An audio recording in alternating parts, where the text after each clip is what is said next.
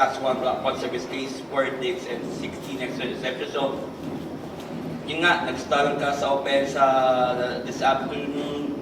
So, ano man sabi mo sa pinakita na sa'yo na binantayan ka maigi ng game to final?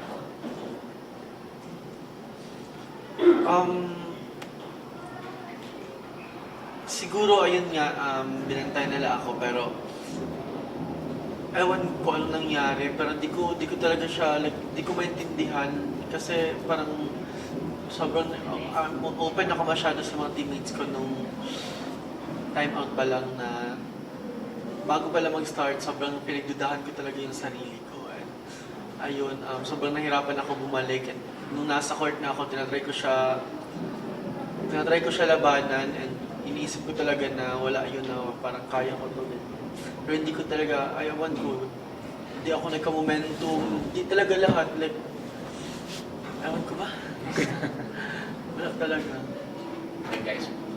Set to be named MVP ka ulit for the third time. First UST men's volleyball player to be named 3-time MVP. Just any general thoughts on that award?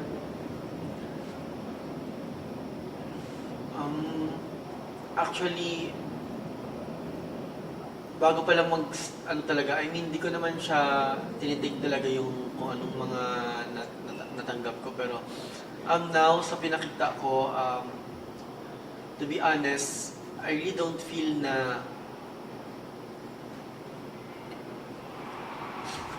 Just one game, Josh. It's only one game. Okay lang. You carried us throughout. I say he deserves it. It's just that we had a bad day today, and I think it will mold him to be a better person and to be a better player for the next.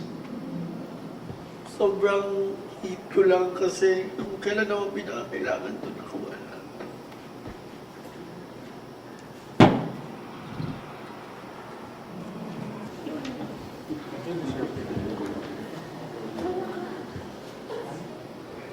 Sino ang kaya lang ni US1, University of Salvador. Tama ka mo?